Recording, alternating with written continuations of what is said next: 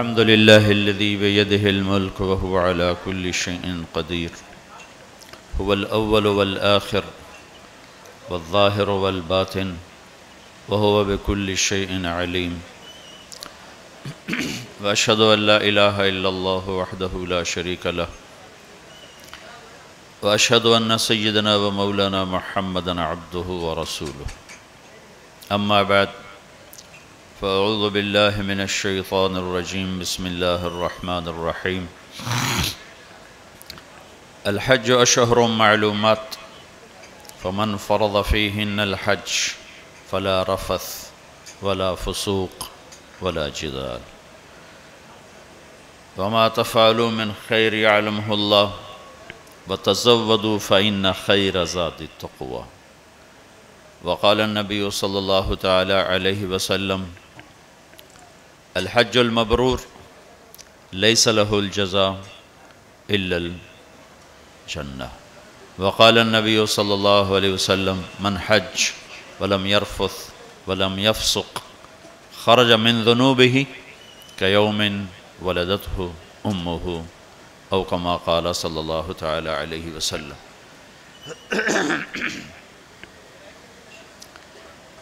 میرے بھائی اور بہنوں، اللہ تعالیٰ نے زندگی گزارنے کا ایک طریقہ ہمیں اپنے علم کامل سے عطا فرمایا ہے جس کا نام ہے اسلام. ان الدین عند اللہ الاسلام، کہ اللہ تعالیٰ نے یہ اب اعلان کیا ہے کہ اب صرف ایک ہی دین ہے جس پر چل کر کامیابی تک پہنچا جا سکتا ہے. اس کے علاوہ باقی جتنے راستے ہیں یا جتنے مذاہب ہیں اس کے بارے میں اللہ تعالیٰ فرما رہے ہیں وَمَن يَبْتَغِ غَيْرَ الْإِسْلَامِ دِينًا فَلَن يُقْبَلَ مِنْهُ وَهُوَ فِي الْآخِرَةِ مِنَ الْخَاسِرِينَ. اسلام کو چھوڑ کر جو کسی اور راستے پر چلے گا قبول نہیں ہوگا اور وہ آخرت میں ناکام ہو جائے گا.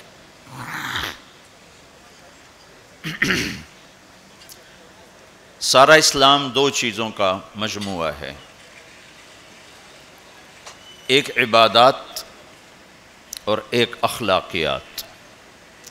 عبادات مجھے میرے اللہ سے جوڑتے ہیں، اخلاقیات مجھے اپنے معاشرے سے جوڑتے ہیں. عبادت میں کمی ہوگی تو اللہ سے کٹ جاؤں گا، اخلاق میں کمی ہوگی تو شاید اپنے بیوی بچوں سے ہی کٹ جاؤں. تو یہ دونوں لازمی پیپر ہیں. کچھ لوگ اس طرح سوچتے ہیں کہ جی خدمت خلق کرو، اللہ کو عبادت کی کیا ضرورت ہے، فرشتے ہی بہت. تو یہ بھی خطا پر ہیں. کچھ لوگ کہتے ہیں جی ہم حج کر کے اپنے سارے معاف کروا لیتے ہیں، واپس آ کے پھر اپنی چھری تیز کر لیتے ہیں. تو یہ بھی غلط. کچھ عبادت کی آڑ میں لوگوں کے حقوق ضائع کرتے ہیں اور کچھ اخلاق کی آڑ لے کر اللہ کے حق کو ضائع کرتے ہیں. یہ دونوں سوچ غلط ہے. چونکہ میں تو خود دنیا میں آیا نہیں تو زندگی گزارنے کا بھی مجھے طریقہ معلوم نہیں. جس نے مجھے پیدا کیا وہی جانتا ہے کہ میرے لیے کون سا راستہ سلامتی کا ہے. ہم گھروں میں روزانہ دیکھتے ہیں، او بھائی چائے دودھ والے، او میاں بھائی یہ آپ بیت تھوڑی دیر بیٹھ جاؤ بھائی، یہ بات ہو لینے دو بعد میں شروع کرو. تمہاری تو کاروباری مجبوری، میری تو کوئی مجبوری نہیں ہے، لہذا میں تو جو بات سنانے آیا ہوں وہ اس میں خلل ہو رہا ہے، وہ آپ سن لیں پھر کھاتے پیتے رہنا. تو جب ہم اس دنیا میں اپنے ارادے سے نہیں آئے اور جانے کا ارادہ بھی کسی کا نہیں ہوتا، لیکن جاتے ہی ہیں اس سے کوئی راستہ بھی بچنے کا نظر نہیں آتا۔ صرف ایک ہستی ہیں محمد مصطفیٰ صلی اللہ علیہ وسلم، جن سے اللہ نے پوچھا آپ آنا چاہتے ہیں یا رہنا چاہتے ہیں۔ صرف ان کو یہ ایک اضافی اعزاز، اکرام، عزت کہ میرے حبیب سے پوچھو، ملک الموت کو حکم ہوا کہ ایک تو پوچھ کے اندر جانا ہے، بغیر پوچھے نہیں جانا، اور ایک اجازت لے کر لانا ہے، بن اجازت نہیں لانا۔ تو ملک الموت نے حاضر ہو کر یہ عرض کی، پہلے جبریل اندر آئے، 12 ربیع الاول 11 ہجری 7 جون 633 عیسوی اور 10 سے 12 کے درمیان کا ٹائم اندازاً۔ تو جبریل نے کہا یا رسول اللہ، باہر ملک الموت حاضر ہے، اندر آنے کی اجازت چاہتا ہے۔ آپ نے کہا کوئی رکاوٹ نہیں، آ جائے۔ تو اس نے آ کر آپ کو سلام کیا، السلام علیکہ یا رسول اللہ۔ پھر کہنے لگا آپ پہلی ہستی ہیں جن کو سلام کر رہا ہوں، آج تک کسی کو سلام نہیں کیا۔ پھر اس نے کہا آپ پہلی ہستی ہیں، اللہ نے فرمایا پوچھ کے اندر جانا، بن پوچھے نہ جانا۔ آپ پہلی شخصیت ہیں، اللہ نے فرمایا آنا چاہیں تو لے آنا، رہنا چاہیں تو چھوڑ کے آ جانا۔ اس لیے اب جو آپ فیصلہ کریں گے میں اسے پورا کروں گا۔ تو آپ نے فرمایا اگر میں کہہ دوں تو میری جان بھی نکالو گے؟ کہاں جی، آپ کی بھی نکالوں۔ تو اس پر آپ نے جبریل کو دیکھا آنکھوں سے ایسے، کیا کروں، جاؤں کہ رہ جاؤں؟ تو اس پر جبریل نے عرض کی یا رسول اللہ، اللہ آپ کی ملاقات کے شوق میں ہے، آگے آپ کی مرضی ہے۔ تو اس پر آپ نے کہا کہ پہلے واپس جا کر اوپر جاؤ، اللہ سے پوچھ کے آؤ، میرے بعد میری امت کے ساتھ کیا کرے گا، میں پھر جواب دوں گا کہ میں جاؤں یا رہوں۔ یہ سوال اگر میرے نبی نہ اٹھاتے تو شاید آج ہم انسانی شکل میں موجود نہ ہوتے، کچھ ایسے ہی باندر بلے ہی پھر رہے ہوتے۔ جو کچھ اس امت نے کر دیا ہے پہلی امتوں سے بہت آگے کا کر دیا ہے، بیچ میں یہ رکاوٹ آ جاتی۔ تو اللہ تعالیٰ کی طرف سے پیغام آیا کہ ہم آپ کی امت کو آپ کے بعد تنہا نہیں چھوڑیں گے۔ تو اس پر آپ نے کہا الآن قرۃ عینی، اب میری آنکھیں ٹھنڈی ہیں، اللہم الرفیق الاعلی، اب مجھے اپنے پاس بلا لے۔ تو یہ تو صرف ایک ہستی تھی، چھوڑا ان کو بھی نہیں، چھوڑا نہیں، پوچھا آپ ٹھہرنا چاہتے ہیں، جب تک چاہیں رہیں، لیکن یہ موت والی گلی سے گزرنا آپ کے لیے بھی طے ہے، اس سے صرف آپ کا رب پاک ہے اور کوئی نہیں۔ اب ہم جانا بھی نہیں چاہتے لیکن جا رہے ہیں، زندگی آہستہ آہستہ سرک رہی ہے اور قبر کی طرف ہر پل ہمیں دھکیل رہا ہے، دھکیل رہا ہے، دھکیل رہا ہے۔ تو ہم دو مجبوریوں میں ہیں، آنے کی بھی، جانے کی بھی۔ اس میں اللہ نے ہمیں تھوڑا سا اختیار دیا ہے، وَهَدَيْنَاهُ النَّجْدَيْنِ، دو راستے ہیں، ایک یہ ہے اما شاکرن، اللہ کی مان کے چل، دوسرا ہے اما کفورا، نافرمان بن کے چل۔ فَمَنْ شَاءَ فَلْيُؤْمِنْ وَمَنْ شَاءَ فَلْيَكْفُرْ، جی چاہو تو اللہ کی مان لو، جی چاہو تو شیطان کی مان لو، یہاں کچھ نہیں کہے گا، یہ جزا سزا کی جگہ نہیں، یہ امتحان کی جگہ ہے۔ لہذا بازار میں جھوٹ بول کے بھی کمائی ہو رہی ہے، سچ بول کے بھی کمائی ہو رہی ہے، ڈاکہ ڈال کے بھی پیسہ بنا رہے ہیں، مزدوری کر کے بھی پیسہ بنا رہے ہیں، نمازیں چھوڑ کے بھی دن گزر رہا ہے، نمازیں پڑھ کے بھی دن گزر رہا ہے، سود کھا کے بھی دن گزر رہا ہے، اور چٹنی روٹی کھا کے بھی دن گزر رہا ہے، یہاں کچھ نہیں، یہ تو اللہ خالی دیکھ رہا ہے۔ پھر ایک دن آئے گا وَلَا تَحْسَبَنَّ اللَّهَ غَافِلًا عَمَّا يَعْمَلُ الظَّالِمُونَ، میں غافل نہیں ظلم کرنے والوں سے، یہ نہیں کہ اللہ کو پتہ نہیں چلا اور حسین کا سر کٹ کے نیزے پہ چڑھ گیا، اللہ کو پتہ نہیں چلا، اور ابن زیاد کو فتح ہو گئی اور شمر کو فتح ہو گئی اور اہل بیت ذبح ہو گئے۔ اللہ تعالیٰ کسی اور کانفرنس میں مصروف تھے تو وہ پیچھے یہ قصہ ہو گیا۔ ایسا نہیں، وَلَا تَحْسَبَنَّ اللَّهَ غَافِلًا عَمَّا يَعْمَلُ الظَّالِمُونَ، اپنے رب کو غافل نہ سمجھو، إِنَّمَا يُؤَخِّرُهُمْ لِيَوْمٍ تَشْخَصُ فِيهِ الْأَبْصَارُ، جس دن آنکھیں پھٹ جائیں گی وہ دن تیرے رب نے فیصلے کا رکھا ہوا ہے اور اس نے آنا ہے، اسے کوئی روک نہیں سکتا۔ لَا تَأْتِيكُمْ إِلَّا بَغْتَةً، اچانک آئے گا اور ہم سب کھڑے ہوں گے۔ یوم نسیر الجبال، پہاڑ ہٹ جائیں گے، وَتَرَى الْأَرْضَ بَارِزَةً، زمین چٹیل میدان ہوگی، کوئی اونچ نیچ نہیں ہوگی۔ لَا تَرَى فِيهَا عِوَجًا وَلَا أَمْتًا، نہ کھڈا نہ پہاڑ، بالکل سیدھا سیدھا میدان، اور اللہ سب کو جمع کرے گا۔ وَحَشَرْنَاهُمْ، کہ سب کو زندہ کروں گا۔ فَلَمْ نُغَادِرْ مِنْهُمْ أَحَدًا، ایک کو بھی پیچھے نہیں چھوڑوں گا، کوئی بھاگ سکتا ہے نہیں۔ لَقَدْ أَحْصَاهُمْ، تیرے رب کا گھیرا ہوگا، کوئی آگے پیچھے ہو کر گنتی غلط کر دے تو نہیں۔ وَعَدَّهُمْ عَدًّا، پورا کیلکولیٹ کیا ہوگا، وہ تو اس نے چونٹیوں کو گن کے رکھا ہوا ہے، تمہاری کیا حیثیت۔ تو اب دو مجبوریوں میں اللہ تعالیٰ نے ہمیں اختیار دیا ہے، اچھائی اور برائی کا۔ دین پہ چلو چھوڑ دو، تو وہ دین جو میرے رب نے مجھے دیا ہے اس میں دو حصے ہیں، ایک عبادت اور ایک اخلاق۔ پھر عبادت کے نیچے بہت سی چیزیں ہیں اور اخلاق کے نیچے عبادت سے بھی بے شمار چیزیں ہیں۔ عبادت کا جو چیپٹر ہے وہ مختصر ہے، اخلاق کا چیپٹر بہت لمبا چوڑا ہے، بہت پھیلا ہوا ہے۔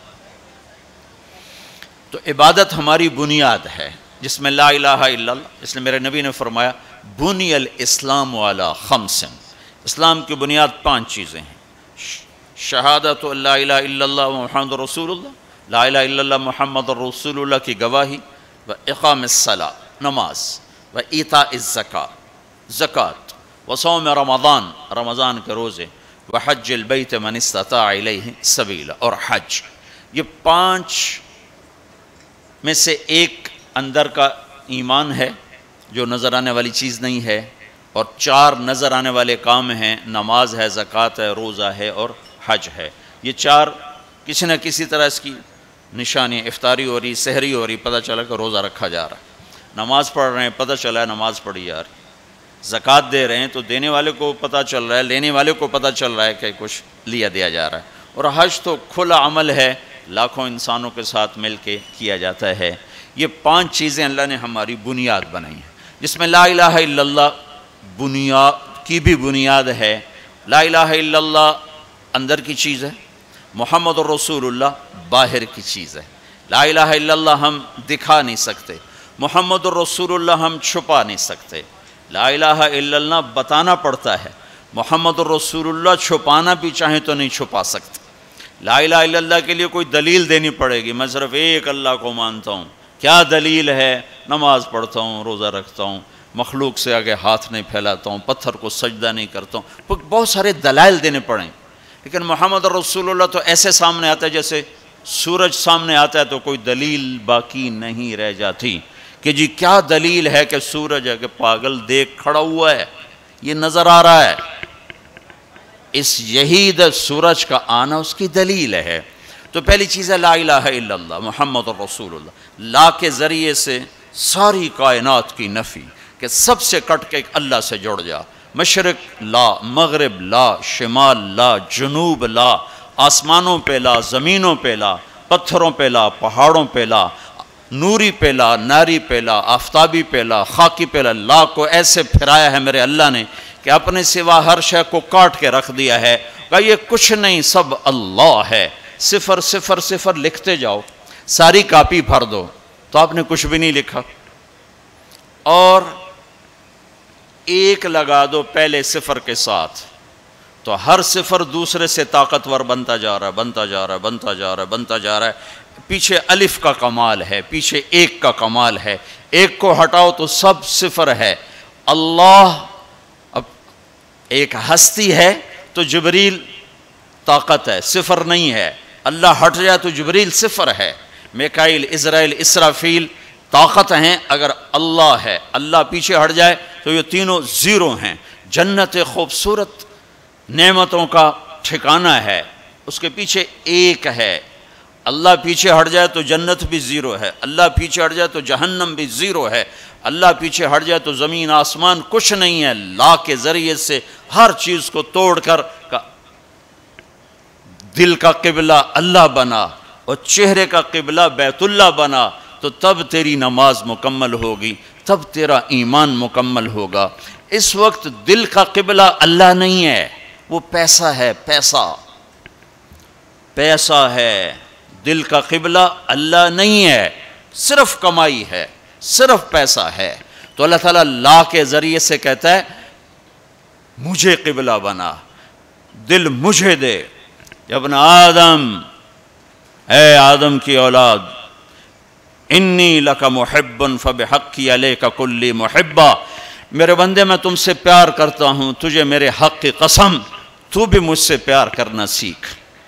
اس دل کو اللہ کے لیے خالص کر، سب سے کٹ کر، اس لیے لا الہ لا الہ لا الہ تلوار چلتی ہے، لا الہ لا الہ لا الہ، پھر اللہ کے ساتھ تمام ہوتا ہے الا اللہ الا اللہ الا اللہ، صرف اللہ، نیچے بھی اللہ اوپر بھی اللہ۔ وَهُوَ الَّذِي فِي السَّمَاءِ إِلَٰهٌ وَفِي الْأَرْضِ إِلَٰهٌ، ادھر دیکھو تو اللہ اور اوپر دیکھو تو اللہ۔ رب المشرق والمغرب لا الہ الا هو فاتخذہ وکیلا، مشرق میں دیکھو تو اللہ اور مغرب میں دیکھو تو اللہ۔ للہ المشرق والمغرب فأینما تولوا فثم وجہ اللہ، جدھر منہ پھیرو گے سامنے اللہ کے جلوے ہیں، جدھر منہ پھیرو گے سامنے اللہ کی قدرت ہے، جدھر دیکھو گے اللہ کے نظام اور شاہکار ہیں۔ جو لا کہا وہ لا ہوا، وہ لا بھی اس میں لا ہوا، جز لا ہوا کل لا ہوا، پھر کیا ہوا؟ اللہ ہوا۔ یہ حج سے پہلے سیکھنے کی چیز ہے۔ حج کر کے زندگی کیوں نہیں بدل رہی؟ وہ بغیر سیکھے جا کے بیٹھ جاتے۔ پہلی جماعت کے بچے کو ایم اے کا پرچہ پکڑا دو، لو جی حل کرو۔ حج پر جانے سے پہلے بہت سی تیاری ہے، جیسے اب یہ آپ کو ظاہری تیاری کے لیے جمع کر رہے ہیں، یہ لے جانا ہے، وہ لے جانا ہے، یہ لے جانا ہے، وہ لے جانا ہے، یہ نہیں لے جانا، وہ نہیں لے جانا۔ اسی طرح اللہ کے دربار میں جانے کے کچھ اور آداب ہیں۔ دربار شاہی میں جانا ہو تو اس کے آداب ہیں، وہ لا الہ الا اللہ سے شروع ہو رہے ہیں۔ لا الہ الا اللہ یہ اللہ کو دل میں اتارنے والا، محمد الرسول اللہ یہ اس وجود میں ڈھلنے کی محنت۔ میں کہا کرتا ہوں لا الہ الا اللہ پاسپورٹ ہے اور محمد الرسول اللہ ویزا ہے۔ لا الہ الا اللہ کے بغیر سفر نہیں ہو سکتا، محمد الرسول اللہ کے بغیر انٹری نہیں ہو سکتی۔ ابھی میں 10-12 ملکوں کا سفر کر کے آ رہا ہوں، ہر جگہ پاسپورٹ یہ جی، ویزا یہ جی، جاؤ جی، پاسپورٹ دکھاؤ حاضر، ویزا بھی دکھاؤ یہ جی، اچھا جی جاؤ جی۔ تو لا الہ الا اللہ، اللہ نے آپ کو پاسپورٹ بنانے کی تکلیف نہیں دی، بنا کے دے دیا۔ ان سے پوچھو جو نئے مسلمان ہوتے ہیں۔ ایک دفعہ ہماری جماعت سوات میں تھی، تو ایک نوجوان اسٹریٹ لائٹ کے نیچے پڑ رہا تھا، تو ہمارے ایک ساتھی نے، پتہ تو لگتا نہیں شیو کیا ہوا ہے، مسلمان ہے، ہندو ہے، کون ہے، کیا پتہ چلتا۔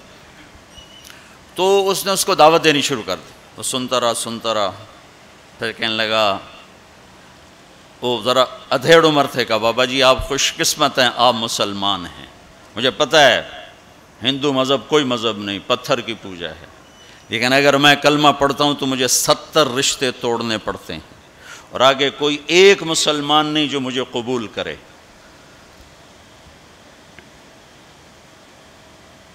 مجھے قبول کرنے والا کوئی نہیں، اور جن 70 رشتوں کو توڑوں گا اس کا آگے مسلمانوں کے پاس متبادل کوئی نہیں۔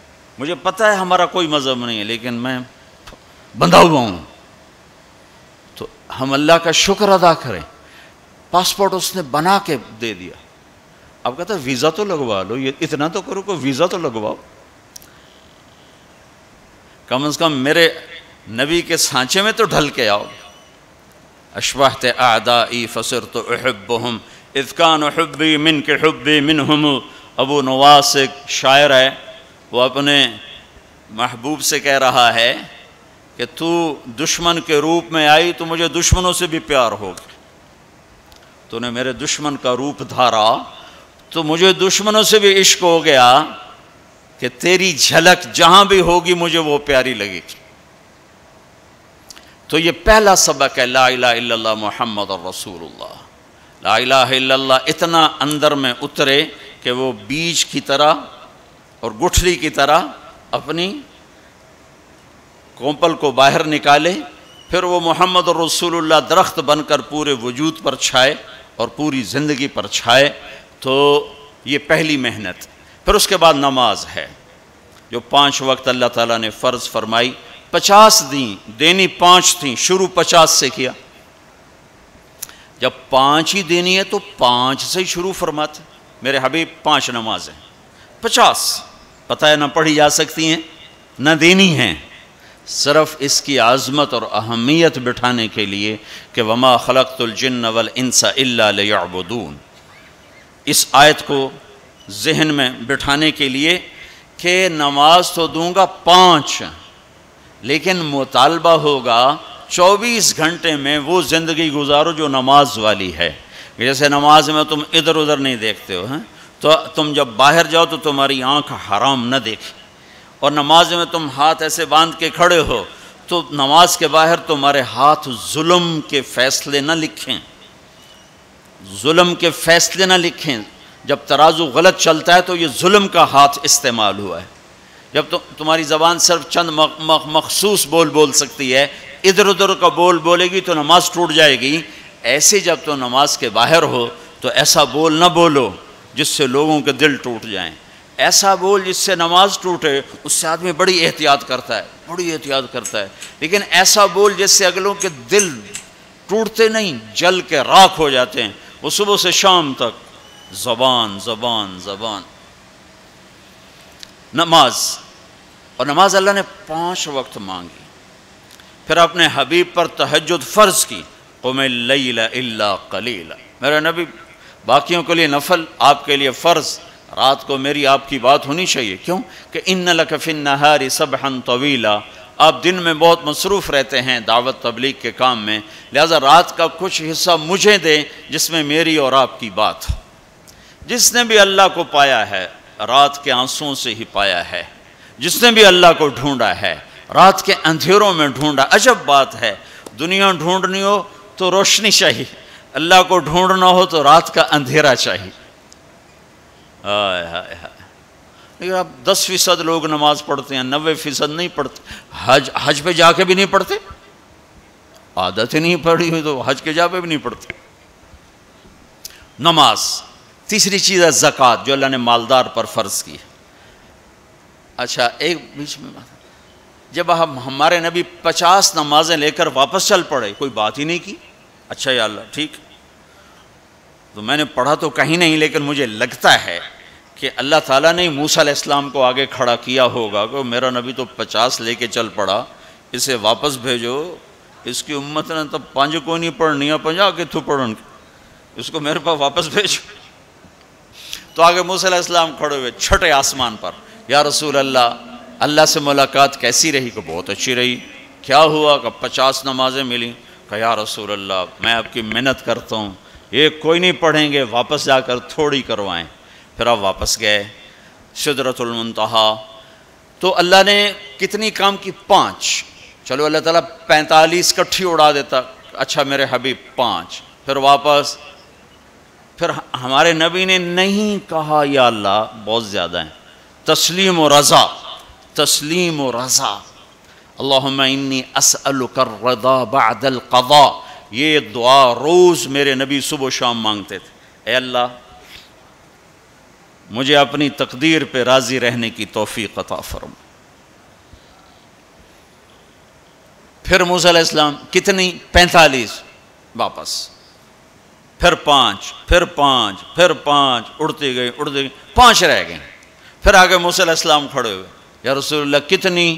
کہا 5۔ کہا نہیں واپس جائیں، کوئی نہیں پڑھیں گے. کہا نہیں اب مجھے شرم آتی ہے, 5 ختم ہو رہی ہیں, اب گیا تو یہ 5 بھی چلی گئیں تو میری امت تو ختم ہو گئی, میری امت تو محروم ہو گئی, اب میں نہیں جاتا. کہا ٹھیک ہے آپ کی مرضی, ویسے مجھے پتہ ہے کہ یہ نہیں پڑھیں گے, چونکہ میری امت پہ 2 نمازیں فرض تھیں, انہوں نے وہ بھی نہ پڑھیں, یہ کراچی والے 5 کہاں پڑھیں. موسیٰ علیہ السلام چونکہ تجربہ کر چکے تھے, لیکن ہمارے نبی نے فرمایا نہیں اب مجھے شرم آتی, اب میں نہیں واپس جاؤں. جس نے پڑھنا ہوگا پڑھے گا, نہیں پڑھنا ہوگا نہیں پڑھے. ہر کوئی اپنے اپنے کیے کا اجر اللہ سے لے لے. صرف عظمت اور اہمیت بٹھانے کے لیے جب آپ اس 5 پر موسیٰ علیہ السلام کو انکار کر کے چل پڑے تو پیچھے سے اللہ کی آواز آئی, میرے حبیب پڑھنے کو 5 لیکن میرا بول وہی, لکھوں گا 50. ہر نماز 10 لکھی جائے گی, ہر نماز 10 لکھی جائے گی. پھر اللہ نے زکوٰۃ کو فرض کیا, مالداروں پہ زکوٰۃ. خذ من اموالہم صدقۃ تطہرہم بہا وتزکیہم وصلی علیہم. زکوٰۃ اتنا بڑا عمل ہے کہ اللہ تعالیٰ ہمیں کہتا ہے کہ میرے نبی پہ درود پڑھو, فرشتوں سے کہتا ہے میرے نبی پہ درود پڑھو, اور خود بھی کہتا ہے کہ میں اپنے نبی پر درود بھیجتا ہوں. اللہ کی طرف اب درود کی نسبت وہ رحمت ہے, اور فرشتوں کی طرف ہماری طرف درود کی نسبت دعا ہے جو ہم کرتے ہیں, صلی علی محمد وعلی آل محمد. تو اللہ تعالیٰ نے ہمیں آپ کو پوری دنیا کے اہل ایمان کو فرشتوں کو حکم دیا کہ میرے نبی پر درود پڑھو, اور خود بھی پڑھتا ہے ان اللہ وملائکتہ یصلون علی النبی. جو لوگ اللہ کے نام پہ خرچ کریں گے تو اللہ تعالیٰ کہہ رہا ہے وصلی علیہم, اے میرے حبیب ساری امت پر نہیں, جو تیری امت میں میرے نام پہ خرچ کریں گے ان پہ تو درود پڑھ. اگرچہ یہاں صلی دعا کے معنی میں ہے کہ تو ان کے لیے دعا کر, آپ ان کے لیے دعا فرمائیں. تو مال خرچ کرنے والوں کے لیے اللہ اپنے حبیب سے فرما رہے ہیں کہ ان کے لیے آپ دعا کریں, صلی علیہم ان صلاتک سکن لہم. آپ کی جو دعا ہوگی اور آپ کی جو صلات ہوگی, جو آپ کا درود ہوگا, دنیا اور آخرت کے سارے مسائل ان کے حل کر کے لے جائے گا, ان کی دنیا بھی سکھی کر دے گا, ان کی آخرت بھی سکھی کر دے گا. تو اللہ تعالیٰ نے زکوٰۃ فرض کی, اور بہت تھوڑی فرض کی. پہلی امتوں پر تھی 100 میں 10 روپے, اور ہماری ہے 100 پہ 2.5 روپے. اور اتنا فضل فرمایا کہ پورا سال پیسہ پڑا رہے, پھر کہا اس میں سے 2.5 روپے دے دو, 2,500 دے دو, اگر استعمال ہو جائے تو کوئی زکوٰۃ. سال سے 1 دن پہلے اگر وہ مال خرچ ہو گیا ہے تو زکوٰۃ ختم ہو گئی. اور 82 دفعہ قرآن میں مال خرچ کرنے کا حکم آیا, 82 دفعہ. اور اللہ تعالیٰ نے ترغیب دی ہے کہ مالدار فقیروں پہ خرچ کریں. پھر اللہ تعالیٰ نے فقیروں کو ترغیب دیا کہ تم بھی جتنی وسعت ہو خرچ کیا کرو. میرے نبی نے ترغیب دی, سبق درہم 100,000 درہم, 1 روپیہ اللہ کے نام پہ خرچ کرنا 1,00,000 روپیہ خرچ کرنے سے بڑھ گیا.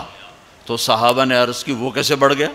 تو آپ نے کہا ایک آدمی کے پاس 2 روپے, ایک آدمی کے پاس کروڑوں روپے. جس کے پاس 2 روپے تھے اس نے 1 روپیہ اللہ کے نام پہ دے دیا, اور جس کے پاس کروڑوں تھے اس نے 1,00,000 دیا. جس نے 2 میں سے 1 دیا اس نے اپنے مال کا آدھا حصہ دیا. جس نے 1,00,000 دیا اس نے اپنے مال کا کوئی 1000واں حصہ دیا. جب تولا جائے گا تو 1 روپے کا وزن 1,00,000 سے بڑھ جائے گا. اور اس کا ایک واقعہ بھی, حضرت عمر ہمیشہ حضرت ابو بکر سے کوشش کرتے تھے آگے نکل جاؤں, آگے نکل جاؤں, آگے نکل جاؤں. ساری زندگی موقع نہ بن سکا. تبوک کا موقع آیا تو اللہ کے نبی نے کہا مال خرچ کرو. عثمان رضی اللہ تعالیٰ نے 10,000 لشکر کا سارا سامان تیار کیا, ان کی سواریاں, ان کا راشن کے لیے تھیلوں کو بند کرنے کے لیے دھاگے تک اپنے گھر سے دیے, اور 300 دینار اوپر دیے. تو اللہ کے نبی کی جھولی میں وہ 300 دینار پڑے تھے یوں, اور آپ ان دیناروں کو اٹھا کے یوں فرما رہے تھے ما علی عثمان اللہ یعمل بعدا, عثمان آج کے بعد کچھ بھی نہ کرے تو جنت واجب ہوگی. تو عمر کہنے لگے آج میں ابو بکر کو کاٹ سکتا ہوں, آج میں اس سے آگے نکل سکتا ہوں کہ وہ آج کل غریب ہے, میں مالدار ہوں. تو وہ تھوڑا لائے گا میں زیادہ لاؤں گا تو میں بڑھ جاؤں گا، لہٰذا انہوں نے اپنے مال کا آدھا حصہ، آدھا گھر میں رکھا اور آدھا لے کر آئے۔ ابو بکر نے جھاڑو پھیر دیا، جو کچھ تھا وہ سارا سمیٹ کے لے آئے۔ جب دونوں پراپرٹی سامنے رکھی گئیں تو حضرت عمر کی بہت زیادہ نظر آ رہی، ابو بکر کی بہت تھوڑی نظر آ رہی، لہٰذا حضرت عمر بڑے اطمینان میں کھڑے کہ آج جیت خطاب کے بیٹے کی ہے۔ میں قربان جاؤں، اللہ رسول تو جانتے ہیں کہ کون کیا کر کے آیا ہے، تو میرے نبی نے سوال ہی بدل دیا، جو اس موقع کا سوال ہی نہیں۔ کوئی آدمی مسجد میں چندہ دینے جائے، مدرسے میں چندہ دینے جائے، کہا جی مول صاحب یہ 1,00,000 روپیہ ہے مدرسے کے لیے، مسجد کے لیے، آگے مولوی صاحب کہیں پیچھے کتنے پڑے ہوئے ہیں، تو کہے گا اے بھی واپس کرو، میں تو تھوڑی نیت ہے جو کوئی چکر لگتا ہے کہ تسی ٹھیکیدار ہو، مگر علی شاید ابھی پیچھے کتنے پین، یہ موقع کا سوال ہے ہی نہیں۔ مولوی صاحب کو چاہیے جی جزاک اللہ، یہ لیجئے رسید، بسم اللہ، پھر بھی موقع آئے تو دیتے رہیں۔ تو میرے نبی نے پوچھنا یہ تھا ابو بکر کتنا لائے ہو، عمر کتنا لائے ہو، اور یہی اس موقع کا سوال ہے، لیکن اللہ رسول جانتے ہیں کہ کس کے مال میں وزن زیادہ ہے، تو میرے نبی نے سوال بدل دیا، فرمایا عمر ما خلفت، واہ واہ، عمر پیچھے کیا چھوڑ کے آئے ہو؟ تو حضرت عمر تو وہیں دھڑم ہو گئے گا، با میں گیا، سوال سے ہی وہ پتہ چلے گا، با میری کلی اڑ گئی وکٹ۔ عمر ما خلفت یا ما ترکت لأہلک، یہ دونوں الفاظ ہیں، پیچھے گھر والوں کے لیے کیا چھوڑا؟ تو پہلے حضرت عمر بڑے جوش میں کھڑے تھے، پھر ایک دم ڈھیلے ہو گئے، کہنے با جی آدھا چھوڑا ہے آدھا لایا ہوں۔ پھر آپ نے کہا ابا بکر ما خلفت یا ما ترکت لأہلک، ابو بکر تو پیچھے چھوڑ کے کیا آیا، بچوں کے لیے کیا چھوڑ کے آیا؟ تو انہوں نے کہا ترکت اللہ ورسول، میں تو اللہ اس کے رسول کو چھوڑ کے آیا ہوں، باقی سب کچھ لے آیا۔ تو اس پر عمر کہنے لگے ابو بکر میں نہیں تجھ سے آگے بڑھ سکتا، کوئی بھی تجھ سے آگے نہیں بڑھ سکتا۔ اور اگلی سنو،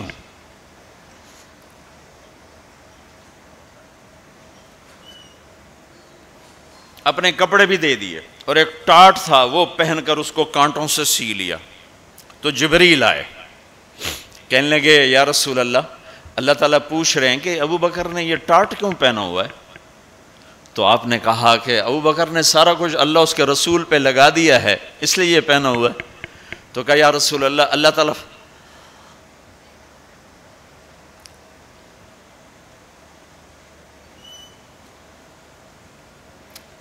تعالیٰ فرما رہے ہیں ابو بکر سے پوچھو مجھ سے راضی تو ہے،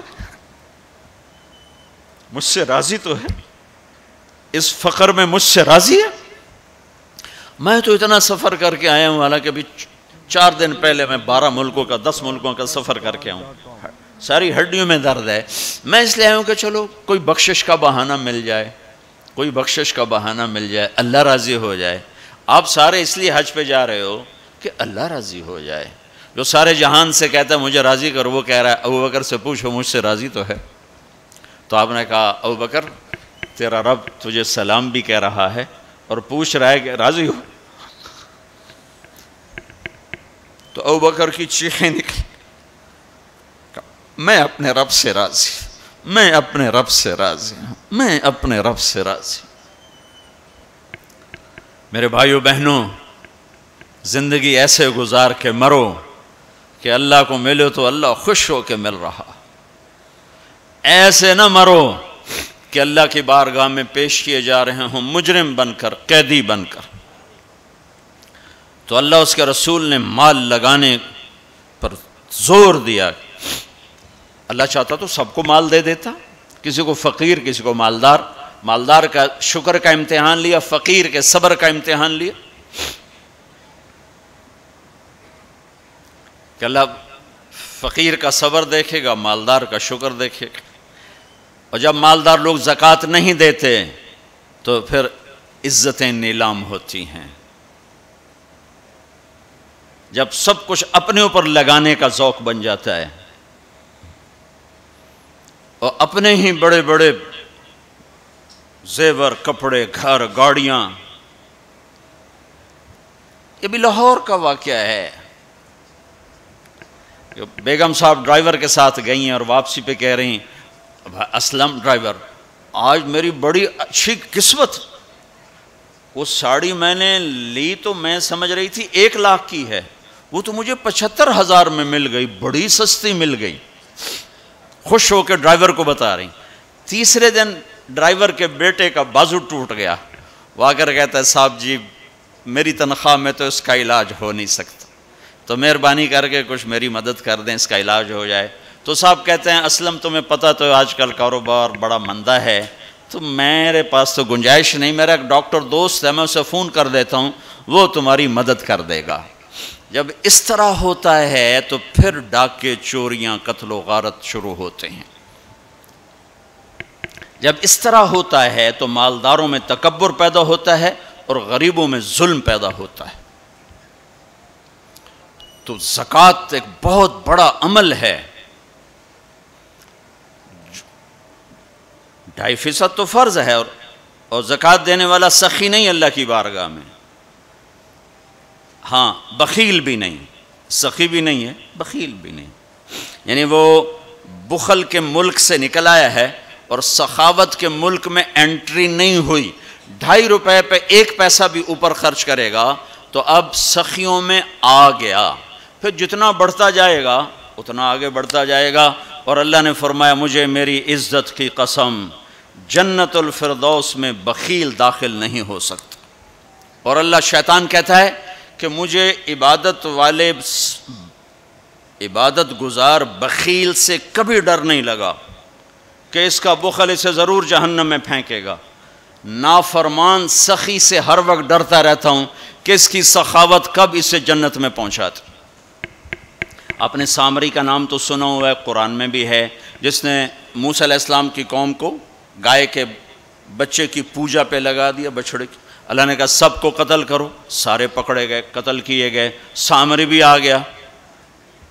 موسیٰ علیہ السلام نے کہا قتل کرو، جبریل آ گیا. موسیٰ اللہ تعالیٰ کہہ رہے ہیں اسے قتل نہ کرو، یہ اپنی موت آپ مرے گا. تو موسیٰ علیہ السلام کہنے لگے جو سارے کفر کا سبب بنا اسے کیوں چھوڑ رہے ہیں؟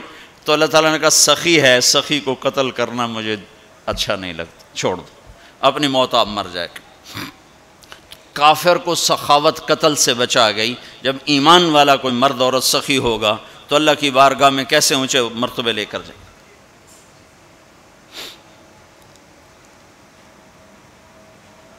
تو اپنے اوپر خرچ کرو وسعت کے مطابق. اللہ نے روکا نہیں ہے، منع نہیں کیا ہے، لیکن غریب کو بھی یاد کرو. زکوٰۃ کو فرض قرار دیا اور آپ نے فرمایا جس نے مزدور سے کام لیا اور اس کو مزدوری نہ دی. یہ تمہارے کراچی میں ہر وقت ہو رہا ہے، ہر جگہ ہو رہا ہے.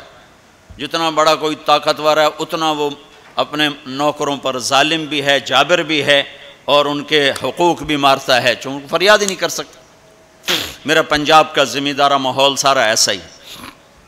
تو آپ نے فرمایا جس نے مزدور سے کام لیا اور اسے موقع پہ تنخواہ نہ دی اور اس کے پیسے مار لیے تو اس مزدور کا قیامت کے دن میں وکیل بنوں گا، میں اس کا کیس لڑوں گا. اور جس کا کیس میرے نبی نے لے لیا پھر اگلا کوئی بچ کے جا سکتا ہے کہیں؟ مزدور کا پسینہ خشک ہونے سے پہلے اس کے ہاتھ میں پیسے پکڑا دو. پھر مزدور سے فرمایا، یعنی دونوں طرف کا خوبصورت، کیا دین خوبصورت ہے کہ جو اپنے نوکر کی، جو اپنے مالک کی نوکری بھی پوری دیانتداری سے کرے اور اللہ کی بندگی بھی دیانتداری سے کرے تو اسے ہر کام پہ دگنا اجر ملے گا. دگنا. یعنی میں ایک نماز پڑھتا ہوں میری 10 ہیں، اس کی 20 ہوں گی. میں ایک روزہ رکھتا ہوں میرا 1 ہے، اس کے 2 ہوں گے. میں ایک قرآن ختم کرتا ہوں میرا 1 ہے، اس کے 2 ہوں گے. کہ ایک طرف اپنے مالک کے ساتھ دیانتداری سے نوکری کر رہا ہے اور ایک طرف اپنے اللہ کے ساتھ دیانتداری سے بندگی کر رہا ہے، دگنا اجر ہو جائے گا. تو مال خرچ کرنا یہ تیسری بنیاد. چوتھی بنیاد ہے روزہ. لا الہ الا اللہ یہ کلمہ تعارف ہے، کلمہ معرفت ہے۔ نماز اس تعارف کو محبت میں بدلنے کا ذریعہ ہے۔ زکوٰۃ، لا الہ الا اللہ، یہ تعارف ہے۔ نماز یہ تعلق پیدا کرتی ہے، زکوٰۃ یہ محبت پیدا کرتی ہے، اور روزہ یہ عشق پیدا کرتا ہے۔ یہ یوں ترتیب چل رہی ہے ایسے سے۔ ایک دم حج پہ ہم چڑھ جاتے ہیں نا، یہ پچھلی سیڑھیاں طے نہیں کرتے، جیسے جاتے ہیں ویسے ہی واپس آ جاتے ہیں۔ تو لا الہ الا اللہ محمد رسول اللہ یہ تعارف کا کلمہ ہے، تعارف ہو رہا ہے، پہچان ہو رہی۔ جیسے میرا باپ کا ایک تعارف ہو رہا ہے، چہروں سے ہم پہچان رہے ہیں ایک دوسرے کو، کسی کو ہم نام سے پہچانیں گے، پھر ملتے رہیں گے تو تعلق بن جائے گا، ایک دوسرے پر خرچ کریں گے تو وہ محبت بن جائے گی۔ تو لا الہ الا اللہ محمد رسول اللہ یہ کلمہ معرفت ہے، پہچان۔ نماز اس معرفت کو تعلق میں بدلتی ہے، اور پھر زکوٰۃ اس تعلق کو محبت میں بدلتی ہے۔ پھر محبت کو آگے پروان چڑھا کے عشق تک پہنچانا ہے تو اس کے لیے بھوکا پیاسا رہنا اس کا لازمی امر ہے۔ تو اس کے لیے روزہ رکھا گیا کہ روزے رکھ، اللہ کے لیے بھوکا بھی رہے اور پیاسا بھی رہے۔ اب یہ بھوک اور پیاس مل کر اس کے اندر ایک عشق کی آگ لگاتی ہے۔ پھر یہ عشق مجبور کرتا ہے کہ محبوب کو دیکھوں تو صحیح، اس کا دیدار تو کروں، اور نہیں تو اس کے گھر کا دیدار کروں، کہیں تو نظر آئے، کہیں تو کوئی آثار دیکھوں۔ تو پھر اس کے لیے بلایا گیا کہ اب آؤ والہانہ عاشقانہ مجنونانہ۔ چونکہ جو عاشق ہوتا ہے وہ زیب و زینت سے بے نیاز ہوتا ہے، وہ تو دیوانوں کی طرح آتا ہے، لہٰذا کہا بھائی دیوانوں کی شکل بناؤ، ٹوپی اتار دو، خوشبو پھینک دو، کنگھی پھینک دو، کفن پہن لو، جوتا بھی ایسا ہو کہ صرف تمہیں گرمی سے بچائے،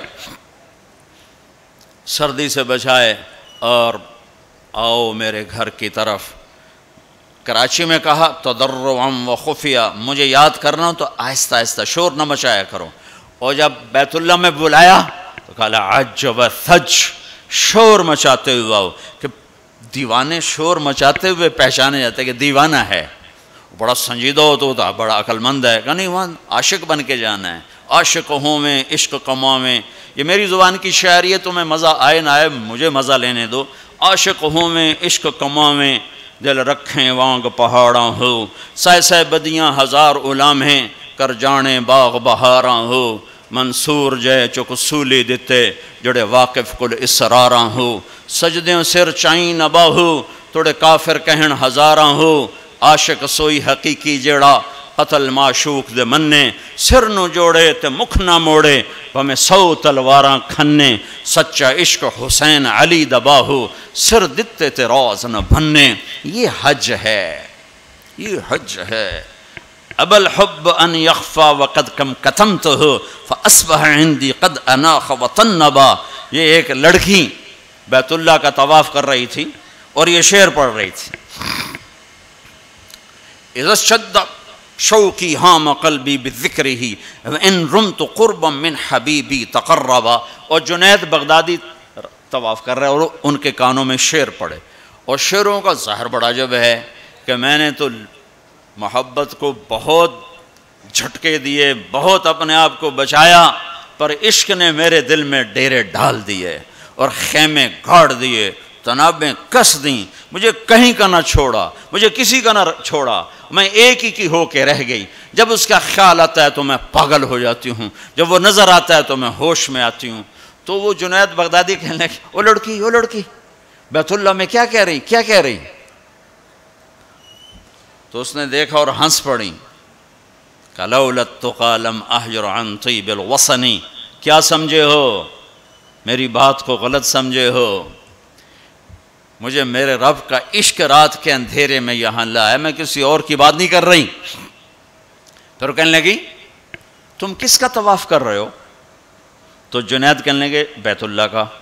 تو وہ زور سے ہنس پڑی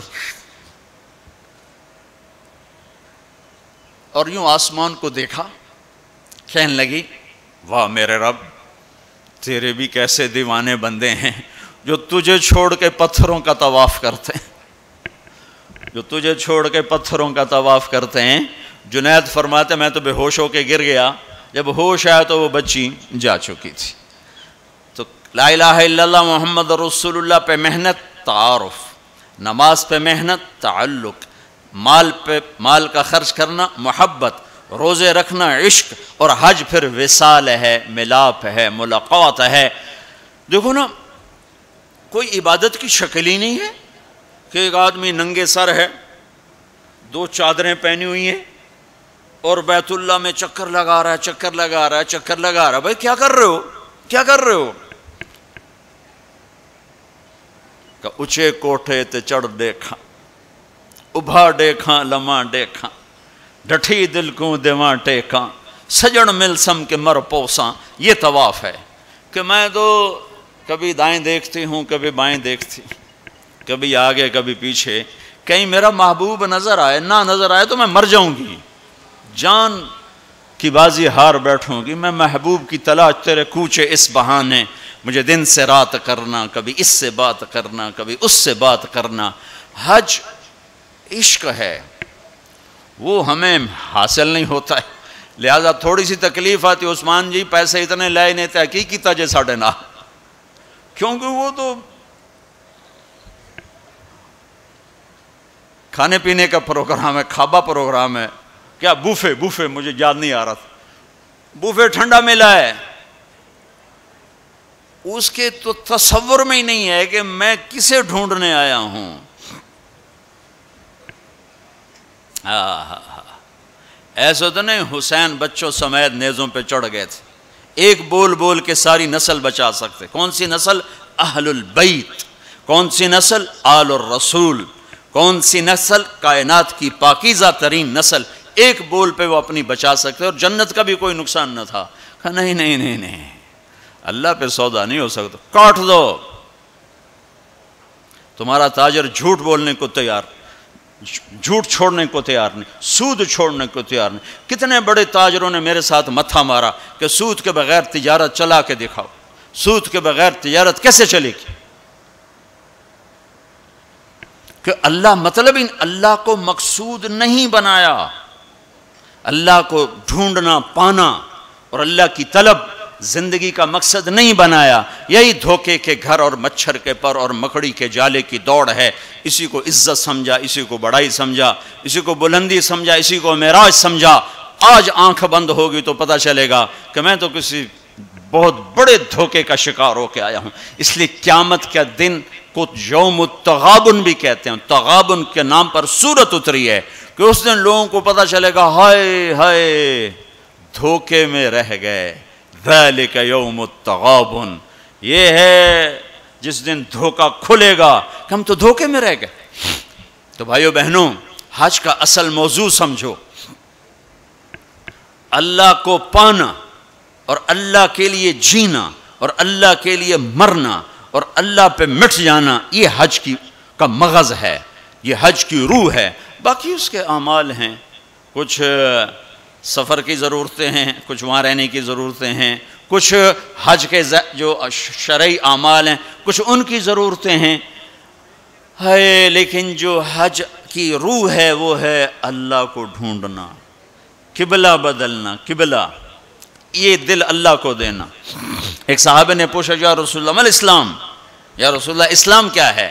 آپ نے کہا ان تسلم قلبک للہ، دل اللہ کو دے دے، یہ اسلام ہے، دل اللہ کو دے دے، یہ اسلام ہے۔ تو بھائیو بہنوں، طے کر کے جاؤ کہ زندگی کو بدل کے واپس آنا۔ اتنے سال اپنی مرضی کے گزار لیے، تو اب اللہ سے مل کے آ رہے ہیں، تو اب باقی زندگی اس کی مرضی پہ گزار دیں گے۔ اتنا زمانہ اپنی مرضی پہ گزارا ہے، تو اب باقی جو وقت حج کے بعد گزرے گا وہ اللہ کی مرضی پہ گزاریں کہ جو اللہ کہے گا وہ کریں گے، جس سے روکے گا اس سے روکیں گے، جو وہ فرمائے گا اس پر لبیک کہیں گے، جس سے ہٹائے گا اس سے پیچھے ہٹتے چلے جائیں گے۔ تو ہمیں اس کی روح حاصل ہو گئی۔ یہ عبادات ہیں، اور عبادات میں یہ سب سے عالی شان اللہ نے عبادت بنائی ہے الحج۔ اور ایک اور میں نے غور کیا، اللہ تعالیٰ نے نماز فرض کی تو فرمایا کہ ان الصلاۃ علی المؤمنین کتابا موقوتا، نماز ایمان والوں پر فرض ہے، اس میں اللہ کا نام کوئی نہیں ہے۔ کتب علیکم الصیام کما کتب علی الذین من قبلکم، تم پہ روزے فرض ہیں، اللہ کا نام اس میں کوئی نہیں ہے۔ من شہد منکم الشہر فلیصم، رمضان کا چاند دیکھو تو روزہ رکھو، اس میں اللہ کا نام کوئی نہیں ہے۔ لیکن جب اللہ نے حج کو فرض کیا تو اب میں وہ آیات دوبارہ پڑھ، ان الصلاۃ کانت علی المؤمنین کتابا موقوتا، نماز فرض۔ کتب علیکم الصیام کما کتب علی الذین من قبلکم، روزہ فرض۔ اقیموا الصلاۃ وآتوا الزکاۃ وانفقوا، زکوٰۃ فرض۔ اب جب اللہ تعالیٰ حج فرض فرمانے لگے تو اس کو یوں پیش کرتے، کتب علیکم الحج، تم پہ حج فرض ہو گیا، یہ نہیں۔ وَلِلَّهِ عَلَى النَّاسِ حِجُّ الْبَيْتِ مَنِ اسْتَطَاعَ إِلَيْهِ سَبِيلًا وَمَنْ كَفَرَ فَإِنَّ اللَّهَ غَنِيٌّ عَنِ الْعَالَمِينَ۔ جس طرح اللہ نے حج کو پیش کیا ہے، کسی عمل کو ایسے پیش نہیں کیا۔ جس طرح اللہ پاک نے حج کو فرض بنا کے پیش کیا ہے، کسی فرض کو ایسے پیش نہیں کیا کہ نام ہی اپنا ہے، وَلِلَّهِ وَلِلَّهِ وَلِلَّهِ، اور یہ جو لام ہے، پہلے لام پھر اللہ تو بن گیا للہ۔ تو لام کے یہاں دو مطلب ہیں، للہ، بھائی حج کیوں کر رہے ہو؟ اللہ کے لیے کر رہا ہوں، اور کوئی حاجی تو نہیں کروانا، اللہ کے لیے کر رہا ہوں۔ وَلِلَّهِ، بھائی کدھر جا رہے ہو؟ احرام باندھا ہوا ہے، پتہ ہے حج پہ جا رہے ہیں، وہ بھی کہے گا حج پہ جا رہا ہوں، یہ کہے گا عمرے پہ جا رہا ہوں، لیکن اللہ نے تاثر کیا دیا ہے لام کے ذریعے سے، وَلِلَّهِ۔ کہاں جا رہے ہو؟ کہا جی میں اللہ کی ملاقات پہ جا رہا ہوں، اللہ نے بلایا ہے تو میں ملاقات کے لیے جا رہا ہوں، وَلِلَّهِ۔ اتنی خوبصورت ابتدا ہے، اور پھر آگے حج فرض کرنا ہے ایمان والوں پر، اور ایمان والوں میں مالداروں پر، اور مالداروں میں صحت مند پر۔ تین شرطیں ہیں، ایمان بھی شرط ہے، مال بھی شرط ہے، صحت بھی شرط ہے۔ مال والا ہے، صحت کوئی نہیں، حج ساقط۔ ایمان والا ہے، مال کوئی نہیں، حج معاف۔ تو یہ تین، ایمان بھی ہو، مال بھی ہو، صحت بھی ہو۔ لیکن اللہ نے پیش کیسے کیا ہے؟ وَلِلَّهِ عَلَى النَّاسِ، عَلَى النَّاسِ میں کافر، مسلم، مشرک، مومن، سب، مالدار، غریب، فقیر، امیر، سب، بیمار، صحت مند، سارے، معذور، دوسرے، سارے، عَلَى النَّاسِ، عَلَى النَّاسِ۔ ہے کوئی میرے بندوں میں جو اپنے رب سے ملاقات چاہتا ہو؟ ہے کوئی جو اللہ کی ملاقات چاہتا ہو؟ انداز یہ ہے۔ اور آگے چونکہ صرف مالداروں کو اور صحت مند کو لینا ہے تو کہا حج البیت من استطاع الیہ السبیلا، اس کو آخر میں لائے، پہلے نہیں لائے، آخر میں لائے کہ ہاں بھائی تمہارے رب کی تمنا تو یہ ہے کہ سارے ہی آ جاؤ میری ملاقات کے۔ ایک واحد بادشاہ ہے جو فقیروں کا ہجوم دیکھ کے خوش ہوتا ہے، جو سوالیوں کا ہجوم دیکھ کے خوش ہوتا ہے، باقی جتنے ہیں وہ سوالیوں کو دیکھ کے ڈانٹتے بھی ہیں، بھاگتے بھی ہیں، دروازے بھی بند کرتے۔ ایک اللہ ہے، عجب صفت ہے، مانگو تو خوش ہوتا ہے، نہ مانگو تو ناراض ہو جاتا ہے۔ مانگتے کیوں نہیں ہو؟ سب سے آخری جنتی کو اللہ تعالیٰ بڑے مزے سے نکالے گا جنت، اسے ایک اعلیٰ درجہ دینا ہے جو اس کا سٹیٹس ہے، اس سب سے آخری جنت، تو اس کو اللہ تعالیٰ جہنم پر لائے گا، پیچھے کمر جلے گی، آگے جسم محفوظ۔ تو اس کے دل میں اللہ سوال پیدا کرے گا کہ یا اللہ کہ مجھے جہنم سے تھوڑا باہر نکال دے، تیری بڑی مہربانی۔ تو اللہ کہے گا اور کچھ پھر مانگو گے؟ کہنے بالکل نہیں مانگتا ہوں۔ تو اللہ اس کو جہنم سے باہر نکال دے، تو آگے تھوڑی سی جنت دکھا دے۔ اب آدمی کی حرص و ہوس تو ختم ہو نہیں سکتی، تھوڑی دیر بعد کہے گا یا اللہ وہ چھوٹی سی جنت مجھے دے دے، تیری بڑی مہربانی۔ تو اللہ کہے گا پھر اور تو نہیں مانگے گا؟ کہنے بالکل تیری عزت کی قسم نہیں مانگتا ہوں۔ تو اللہ وہاں پہنچا دے گا۔ تھوڑی دیر کے بعد ایک اور اس کو درجہ دکھا دے گا. جب ادھر دیکھے گا پہلے آدمی پیدل اور کہتے اللہ سائیکل ہی دے دے, جب سائیکل آ جاتا ہے پھر کہتا ہے اللہ موٹر سائیکل دے دے, جب موٹر سائیکل آ جاتا ہے پھر کہتا ہے یا اللہ گڈی دے دے چاہے سزوکی کیوں نہ ہوئے, جب سزوکی آ جاتی پھر یا اللہ ٹوٹا ہی دے دے. تو آدمی کا حرص آگے آگے جاتا ہے, تو تھوڑی دیر تک تو دیکھتا رہے گا, پھر چپ رہے, پھر کہے گا یا اللہ یہ مجھے درجہ دے دے, تیری بڑی مہربانی. تو اللہ فرمائیں گے پھر آگے تو نہیں مانگو گے, نہیں تیری عزت کی قسم آگے نہیں مانگتا. تو اللہ وہاں پہنچا دے گا, پھر اس کا اصلی مقام اس کو ظاہر کرے گا جہاں اس نے جانا ہے. وہ آخری جنتی, میرے نبی نے فرمایا میں آنکھوں سے دیکھ رہا ہوں جہنم سے نکل رہا ہے اور جنت میں جا رہا ہے, اس کا نام ہوگا جوہینہ. میرے نبی نے بتایا اس کا قبیلہ ہوگا جوہینہ, عرب قبیلہ ہے, عرب. اور جب وہ اس کو وہ آخری جنتی, اس کو اس دنیا سے 10 گنا بڑی جنت اللہ تعالیٰ فرمائے گا, اس زمین سے 10 گنا بڑی. تو اللہ یوں دکھائے گا, تو اب وہ اس کو دیکھے گا تو اب جو نظر آ رہا ہے وہ حقیر ہو جائے گا. تو پھر اس کو سوچ آئے گی جو ہن منگے آتا کہ دیں ریورس گیئر نہ لگ جائے, دوبارہ پیچھے دوزخ کی واپسی نہ ہو جائے. تو لہذا چپ, اندر میں ابال اٹھ رہے ہیں کہ مانگوں, اور ڈر لگ رہا ہے کہ اتنی دفعہ قسمیں کھائیں توڑ دیں, قسمیں کھائیں توڑ دیں, تو کہیں اللہ تعالیٰ آگے چل بہنوں واپس کر دو. تو لہذا چپ کر کے بیٹھو, اللہ تو اندر کا بھیج جانتا ہے. ہائے ہائے, تھوڑی دیر کے بعد اللہ کہے گا مانگتے کیوں نہیں ہو, مانگتے کیوں نہیں ہو؟ کہے گا یا اللہ سألتک حتی استحییت وحلفت فیک حتی استحییت, یا اللہ میں نے اتنا مانگا کہ اب مانگتے شرم آتی ہے, اور اتنی دفعہ قسمیں توڑی ہیں کہ اب قسم توڑتے ہوئے شرم آتی ہے. تو اللہ تعالیٰ فرمائیں گے واہ واہ, تو نے مجھے لگتا ہے سمجھائی نہیں. اچھا اگر میں تمہیں دنیا سے 10 گنا بڑی جنت دے دوں تو راضی ہے؟ تو کہے گا یا اللہ رب ہو کے مذاق تو نہ کر میرے ساتھ. تو اللہ تعالیٰ فرمائے کہ مذاق نہیں کر رہا ہوں, چل تیرے لیے دروازے کھل گئے ہیں. تو اللہ واحد شہنشاہ ہے, مانگو تو خوش ہوتا, نہ مانگو تو ناراض ہوتا, اور جتنا مانگو اتنا خوش ہوتا. بعض لوگ اشکال کرتے ہیں کہ یہ اتنے نیک آدمی ہیں, یہ دعائیں مانگ مانگ کے تھک گئے, ان کی قبول ہی نہیں ہو رہی, اور یہ فلاں آدمی ایسا ہے کہ وہ ایک کام سیدھا نہیں دعا کرتا ہے قبول ہو جاتی. تو میرے نبی نے فرمایا کہ ایک اللہ کے تعلق والا بندہ یا بندی اپنی ضرورت میں اٹکا ہوا ہے اور اللہ سے مانگ رہا ہے اور رو رہا ہے, اوپر سے دروازہ نہیں کھل رہا ہے, کہتا پتہ نہیں کیا ناراضگی ہو گئی ہے.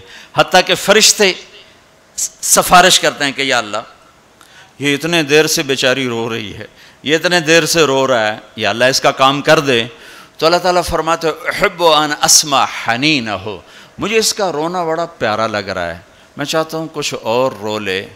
دے دیا تو پھر کہیں رونا, لہٰذا میں چاہتا ہوں تھوڑا یہ رو لے, اس لیے لیٹ ہو رہا ہے, اس لیے لیٹ نہیں ہو رہا کہ میں ناراض ہوں. تو اللہ تعالیٰ کے مختلف اپنے بندوں کے ساتھ معاملات ہیں. تو حج میرے بھائیو بہنوں, وَلِلَّهِ عَلَى النَّاسِ حِجُّ الْبَيْتِ مَنِ اسْتَطَاعَ إِلَيْهِ سَبِيلًا.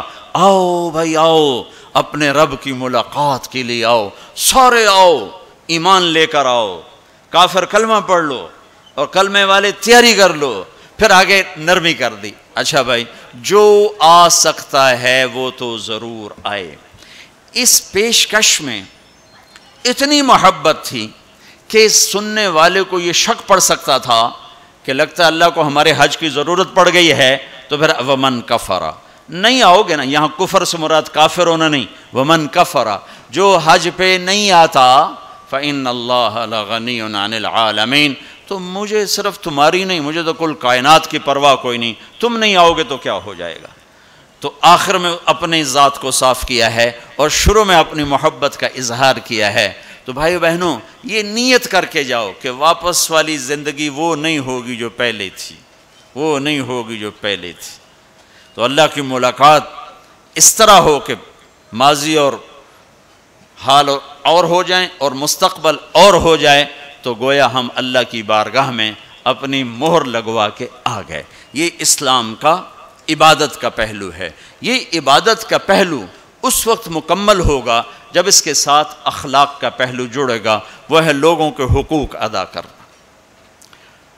سب سے انشاءاللہ میں اللہ کے نبی کا خطبہ پڑھ کے سناؤں گا عرفات میں۔ 3 دن آپ نے تقریر فرمائی، تینوں دن ایک ہی جگہ سے بیان شروع کیا، لوگو تمہاری عزتیں، تمہارے جان، تمہارے مال ایک دوسرے کے لیے حرام ہو گئے، کسی کی عزت پہ، کسی کے مال پہ، کسی کی جان پہ ہاتھ نہ ڈالنا۔ اور آخری جملہ ہے لا ترجعوا بعدی کفارا یضرب بعضکم رقاب بعض، دیکھو میرے بعد کافر نہ ہو جانا کہ ایک دوسرے کے گلے کاٹتے پھر رہے ہو، ایک دوسرے کے گلے کاٹتے پھرنا گویا میرے نبی کی نظر میں کافر ہو جانا ہے۔ یہ آخری جملہ تھا۔ اور پھر ایک اور آخر لا تسودوا وجہی یوم القیامہ، دیکھو مجھے قیامت کا دن تمہاری وجہ سے شرمندہ نہ ہونا پڑے، مجھے شرمندہ ہونے سے بچانا۔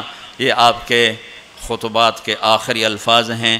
تو ایک تو اس کی تفصیل حج کیسے کرنا، وہ کتابیں موجود ہیں، سارے کو چھوٹے چھوٹے پمفلٹ موجود ہیں، آپ آسانی سے اس کو فالو کر سکتے ہیں۔ اور اگر اس میں کوئی اونچ نیچ ہو جاتی ہے تو مینا بکروں سے بھرا پڑا، 1 بکرا دے دو، 2 دے دو، 4 دے دو، 5 دے دو، جتنے مرضی دے دو، وہ ہو جائے گا۔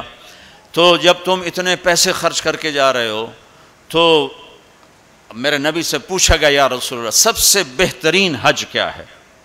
الحج والثج، سب سے بہترین حج ہے لبیک کہنا زور زور سے اور قربانی کرنا اپنی وسعت کے حساب سے، خون بہانا، قربانی کرنی۔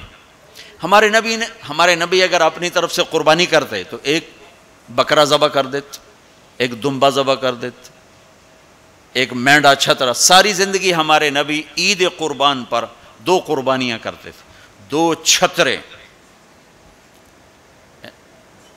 1 اپنی طرف سے کرتے تھے اور 1 امت کی طرف سے کرتے تھے، ساری زندگی 2۔ لیکن جب آپ نے حج کیا تو آپ نے کتنی قربانیاں فرمائیں؟ آپ کی عمر مبارک 63 سال تھی، تو آپ اور حضرت علی کے اونٹ مشترکہ مل کر 100 تھے، 100۔ تو وہ 100 اونٹ میں سے آپ نے 63 اونٹ الگ کروا لیا، ہر سال کا 1 اونٹ، اور 1 اونٹ میں 7 قربانیاں ہوتی ہیں، 1 میں 7 ہوتی ہیں۔ پھر ان میں سے 5 کو الگ کیا، 5 میں سے 1 کو سامنے لایا گیا اور اس کو کھڑا کر کے آپ نے ذبح کیا، کھڑا کر اس کے یہاں یوں برچھا مارا یوں۔ تو یہاں تو جانور ہو، بکرا ہو، اونٹ ہو، جب اس کو برچھا لگتا ہے تو وہ شور مچاتا ہے، آ کرتا ہے۔ لیکن جب وہ اس اونٹ کو لگا نبی کے ہاتھ سے برچھا تو اس کی خوشی سے ہائے نکلی، اور پیچھے جو اونٹ کھڑے تھے ان میں جنگ شروع ہو گئی۔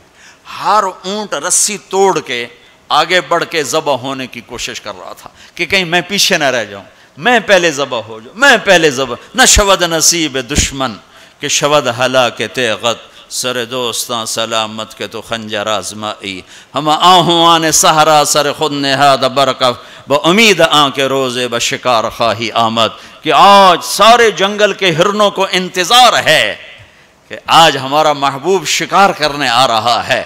تو ہر ہرن گردن جھکا کے کھڑا ہے کہ میں ذبح ہو جاؤں، میں ذبح ہو جاؤں، میں ذبح ہو جاؤں۔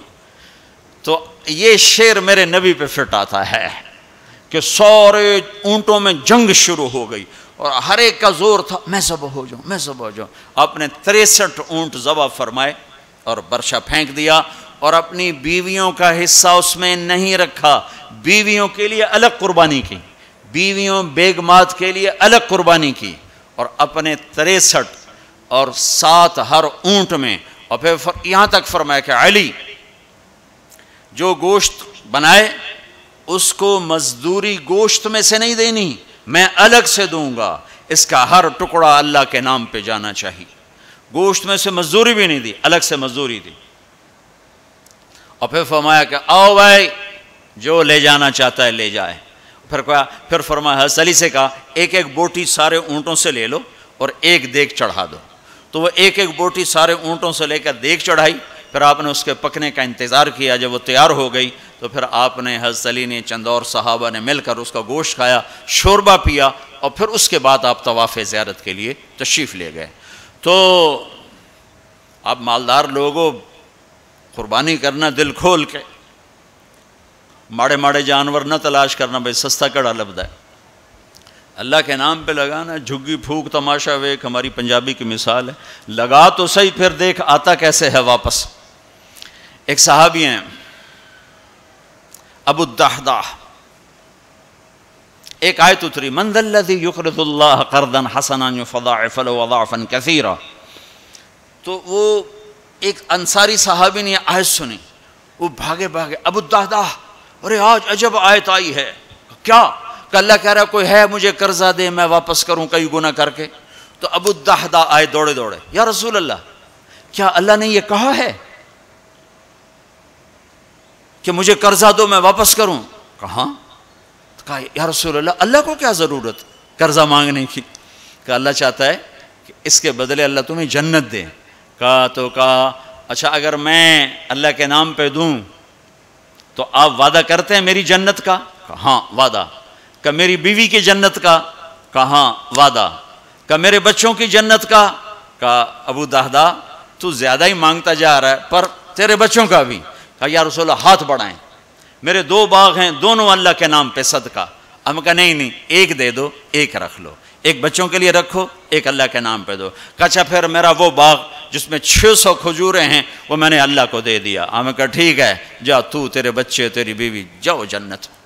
انہوں نے وہاں سے دوڑ لگائی اور باغ میں نہیں گئے، باہر کھڑے ہو گئے کہ کہیں اندر جا کے نیت نہ بدل جائے، جیسے یعنی لوگ سودے سے پھرتے ہیں، دوڑم سارے لٹو بنے ہوئے ہیں، 4 پیسے اوپر گیا سودے سے پھر گئے، 4 پیسے نیچے گیا سودے سے پھر گئے، جیسے ایمان اور زبان کا بول کوئی چیز ہی نہیں۔ پیسہ ہی خدا بناؤں بھائی، پیسے کے پیچھے ہی ایمان بھی بک رہا ہے، عزت بھی بک رہی ہے، غیرت بھی بک رہی ہے۔ میرے نبی نے فرمایا میرا امتی ہر گناہ کر سکتا ہے، ایک جھوٹ نہیں بول سکتا، ایک دھوکہ نہیں دے سکتا۔ سارا کراچی جھوٹ اور دھوکے کا، کراچی نہیں میرا ملتان لے لو، لاہور، سندھ، بلوچستان لے لو، سرحد لے لو، جھوٹ جھوٹ جھوٹ، دھوکہ دھوکہ دھوکہ۔ میرا امتی ہر گناہ کر سکتا ہے، جھوٹ نہیں بول سکتا، دھوکہ نہیں دے سکتا۔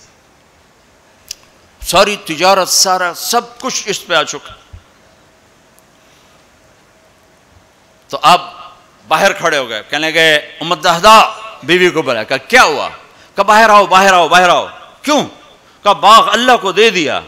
اچھا اس کے بدلے میں تیری میری بچوں کی جنت پکی ہو گئی۔ ان کا ربح البیع ربح البیع، مبارک ہو مبارک ہو، بڑا اچھا سودا کیا بڑا اچھا سودا کیا بڑا اچھا سودا کیا۔ تو بھائیو گن گن کے رکھنے کے شوق نہ کرو، لگانے کا شوق رکھو، اپنے اوپر بھی لگاؤ، اللہ روکتا نہیں۔ کماؤ حلال، حرام نہ ہو، جھوٹ نہ ہو، سود نہ ہو، خیانت نہ ہو، جوا نہ ہو، سٹا نہ ہو، ذخیرہ اندوزی نہ ہو۔ تم سارے تاجر، کراچی کے نہیں پورے پاکستان کے تاجر عبد الرحمن بن عوف کی جیب میں آ جاؤ گے، جیب میں عبد الرحمن بن عوف رضی اللہ عنہ جو 10 بڑے صحابہ میں ایک، آپ نے کہا ابو بکر جنتی، عمر جنتی، عثمان جنتی، علی جنتی، زبیر جنتی، طلحہ جنتی، سعد بن ابی وقاص جنتی، عبد الرحمن بن عوف جنتی، عبد الرحمن بن عوف، ابو عبیدہ بن جراح جنتی، سعید بن زید جنتی۔ یہ 10 ٹاپ 10 صحابہ ہیں، ان میں ایک عبد الرحمن ہے۔ جب ان کا انتقال ہوا تو 3 ارب 10 کروڑ 20 لاکھ دینار، اے کاغذ دے نوٹ نہیں، تو انہوں کہ میں بے وقوف بنا چھڑا سارے نے، کاغذ چاہ کر ٹورے ودن، کوئی سیٹ صاحب، کوئی میاں صاحب، کوئی شیخ صاحب، وہ نیرا کاغذ ہی کاغذ، انہوں کاغذ بھی واپس لے کے پلاسٹک دے چھڑے آئے، کارڈ ہے جی کارڈ۔ مطلب ہم کیسے بدھو بنے ہیں، کیسے بدھو بنے؟ ارے دولت سونے اور چاندی کا نام ہے، یہ کاغذ پہ ڈالر باڑے چلے جاؤ، ڈالر بھی لے لو، پاؤنڈ بھی لے لو، جو جتنے مرضی باڑے چو لے لو۔ تمہیں بے وقوف بنایا ہے دنیا کے بنیوں نے، تمہیں کاغذ پکڑا دیے، تم سے جائیدادیں لے لی، اور پھر کاغذ بھی واپس لے کر تمہیں کارڈ پکڑا دیے۔ وہ فن لینڈ سے واپسی ہو رہی تھی تو وہ ہمیں بڑا کمرہ چاہیے تھا، وہ کمرہ چھوٹا تھا، وہ کروز تھا، یہ جو بڑے بڑے بحری جہاز چلتے، تو ہمیں کمرہ چھوٹا ملا. تو میں نے کہا یار کوئی بڑا کمرہ دو, ہماری جماعت بڑی ہے, تو کوئی بیٹھنے کی ہو, کوئی سونے کی ہو. تو ہم وہاں گئے کاؤنٹر پر, تو اس نے کہا جی آپ 2500 کراؤن دے دیں تو ہم آپ کو کمرہ دے دیتے. ہم نے کہا لے لو. کہا نہیں ہم پیسے نہیں لیتے. کیا لیتے ہیں؟ کارڈ. وہ کہا بھائی پیسے تو زیادہ, ہم کہا نہیں کارڈ لیں گے. اب ہمارے تو پاس کارڈ نہیں تھے, تو سویڈن کا ایک ساتھی ہمارے ساتھ تھا, تو اس نے اپنا کارڈ دیا, تو انہوں نے وہ اس کو کراس کیا, تو اس میں انہوں نے ہمیں بڑا کمرہ دے دیا. تو تمہیں تو پاگل بنا گیا بنیا, دنیا کا سب سے بڑا بنیا, تمہیں کاغذ دے کے تمہیں سیٹ صاحب بنا دیا, شیخ صاحب بنا دیا, پتہ نہیں کیا کچھ بنا دی.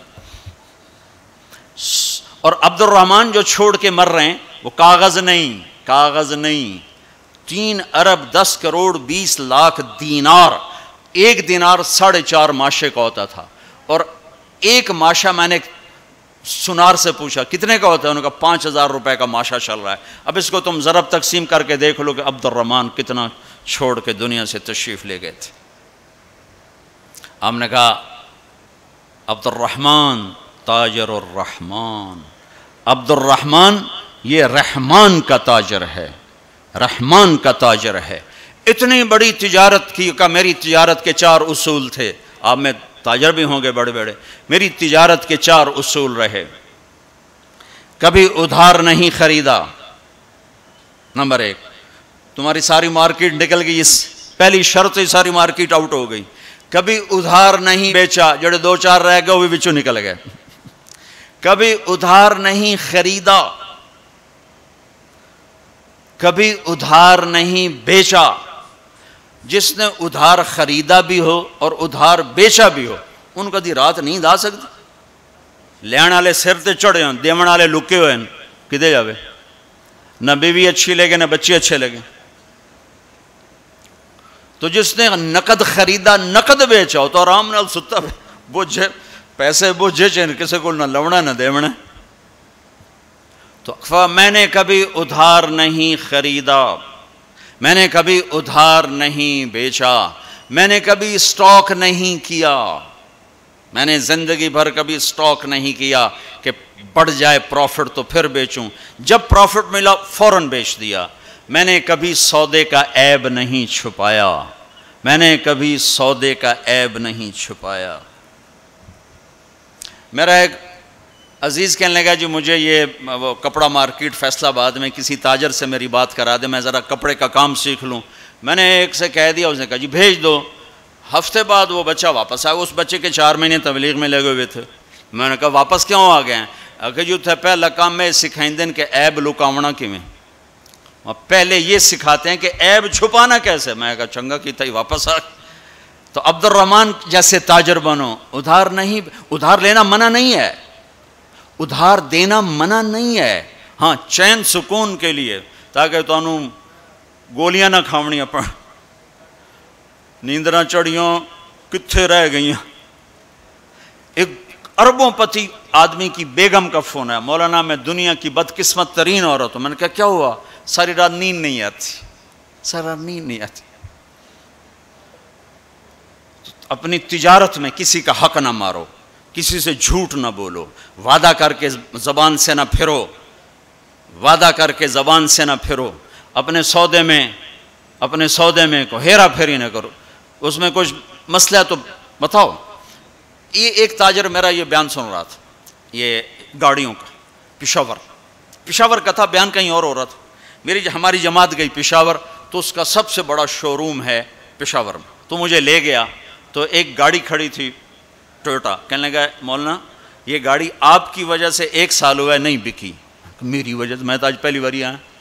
کہا آپ کا بیان سنا تھا کہ سودے کا عیب بتاؤ. تو یہ گاڑی اتارتے ہوئے, نئی گاڑیاں بیچتا ہے, پرانی نئی گاڑی کا, بعض گاڑیاں جب اتار رہے ہوتے ہیں تو کہیں نہ کہیں سے لگ جاتی ہیں, پھر ہم اس کو پینٹ پونٹ کر کے کہتے ہیں بالکل فریش ہے. تو یہ گاڑی لگ گئی تھی. تو اب جو آتا ہے میں اس کو بتاتا ہوں یہاں سے لگی تھی, ہم نے پینٹ کیا, کہتے چھوڑو سن ہور دے ہو. کہ 1 سال ہو گیا. میں کہا چل میں خریدار ہوں مجھے دے. کہا نہیں تیرے سے میں نہیں ڈالتا. تو ہماری جماعت وہیں تھی. 1 ہفتہ نہیں گزرا تھا کہ اس کا فون آیا کہ وہ میری گاڑی بک گئی. اتنا ہی اللہ دیکھتا ہے, تھوڑا سا دیکھتا ہے بھائی کچا ہے کہ پکا ہے. تو صرف حج کر کے گناہ نہ بخشواؤ, سچی تجارت کر کے گناہ بخشواؤ. میرے نبی کا فرمان ہے، جو صبح سے شام تک بچوں کو حلال کمانے کے لیے تھکتا ہے اور تھک کے شام کو گھر جاتا ہے، اس کے اس دن کے سارے گناہ معاف ہو جاتے۔ تو بھائیو بہنوں، دین کا دوسرا حصہ ہے اللہ کے بندوں کے ساتھ حسن سلوک، ماں باپ کے ساتھ، بیوی کا خامند کے ساتھ، خامند کا بیوی کے ساتھ۔ اس زبان نے وہ آگ لگائی ہے کہ پوری دنیا میں جو آگ زبان نے لگائی ہے اتنی پیٹرول اور گیس سے بھی آگ نہیں لگتی۔ تو میں آپ سب سے اخلاق کے معاملے میں ایک بات، اس زبان کی حفاظت کرو، اس سے جھوٹ نکال دو، غیبت نکال دو، گالی نکال دو، دل آزاری نکال دو، دل شکنی نکال دو، جو کر جائیں سہ جاؤ، چپ کر جاؤ، پی جاؤ۔ میرے رب کی قسم، بڑے بڑے ولی ابدال تمہاری گرد کو نہیں پکڑ سکے گی۔ جس نے زبان کی حفاظت کی اسے کوئی پکڑ نہیں سکتا، وہ اتنی تیز رفتاری سے نکلے گا۔ تو یہ پوری زندگی میں نے بیان کی ہے مختصر وقت میں، صرف حج نہیں میرے سامنے موضوع، یہ ساری چیزیں ہماری زندگی کے ضروری فیکٹر ہیں۔ اور آخری جو میں اخلاق بتا رہا ہوں، حقوق العباد بتا رہا ہوں، یہ بڑا خوفناک چیپٹر ہے۔ اللہ سے معاملہ کچھ گنجائش ہے چونکہ اللہ سخی ہے، لیکن لوگوں سے معاملہ پڑا تو کم بڑا کھو جائے گا۔ اس لیے اللہ تعالیٰ فرمائے گا یہ معاف کرے تو میں کر دیتا ہوں، یہ نہ کرے تو میں نہیں کرتا، تو پھر کیا کریں گے؟ آپ نے فرمایا میری امت کا سب سے غریب آدمی کون ہے؟ کہا جی جس کے پاس پیسے نہ ہو۔ کا نہیں، میری امت کا غریب وہ ہے جو قیامت کے دن بڑے بڑے عمل لے کر آئے گا، حج، نماز، روزہ، زکوٰۃ، جہاد، تبلیغ، ذکر، تلاوت، پتہ نہیں کیا کچھ، لیکن حقوق العباد برباد کیے ہوں گے۔ کسی کو گالی دی، کسی کو تھپڑ مارا، کسی کی زمین دبائی، کسی کا گھر دبایا، کسی کے خلاف جھوٹا کیس کیا، جھوٹی گواہی دی، نوکر کو مارا، نوکرانی کو مارا، وہ سارے آ جائیں گے، یا اللہ ہمارا حق، کہہ کہ اتنی نمازیں دے دو، اتنے روزے دے دو، اتنے عمرے دے دو، اتنے حج دے دو، اتنا ذکر دے دو، اتنی تلاوت دے دو۔ وہ مائنس ہوتے ہوتے ہوتے ہوتے ہوتے وہ زیرو ہو جائے گا، ابھی حقدار باقی ہوں گے۔ تو پھر اللہ تعالیٰ فرمائے گا ان کے گناہ اس کے سر پہ ڈالو۔ ساری زندگی زنا نہیں کیا اور لوگوں کے زنا سر پہ پڑ رہے، ساری زندگی شراب نہیں پی، لوگوں کی شراب سر پہ پڑ رہے، ساری زندگی جوا نہیں کھیلا، لوگوں کے جوئے سر پہ پڑ رہے۔ اور آپ نے فرمایا کہ ساری زندگی کی عبادتیں کھو کر اور لوگوں کے گناہ سر پہ لے کر یہ جہنم میں جا کے گرے گا، یہ میری امت کا غریب ہے۔ تو اپنے اخلاق بھی بھائیو بہنوں ٹھیک کرو، اور یہ ایک زبان ٹھیک کر لو تو سارے اخلاق ٹھیک ہو جائیں۔ میرے نبی نے فرمایا معاذ تمہیں سارے دین کا خلاصہ بتاؤں؟ کہا جی کیا؟ مجھے دیکھنا، پچھلے بھی ذرا نظر اٹھا کے مجھے دیکھنا۔ معاذ تمہیں سارے دین کا خلاصہ بتاؤں؟ انہوں نے کہا جی کیا تھا؟ آپ نے کہا یہ ہے، تم بھی دیکھ لو بھائی،